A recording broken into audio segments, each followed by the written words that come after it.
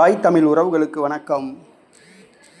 சிவாஜி பட நடிகை காலமானார். சிவாஜி பட நடிகை காலமானார் என்ற தலைப்பில் இந்த காணொளியை நாம் காண்கிறோம்.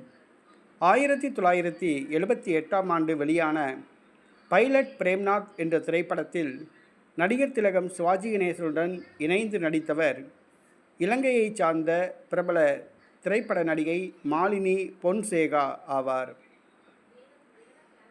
இலங்கையைச் சார்ந்த பிரபல தமிழ் திரைப்பட நடிகை மாலினி பொன்சேகா சிங்களம் மற்றும் தமிழ் மொழிகளில் அநேக படங்களில் நடித்துள்ளார். இவர் சிவாஜி கணேசனுடன் இணைந்து நடித்துள்ளார். இவர் சிறிது காலம் அரசியல் ஈடுபட்டார்.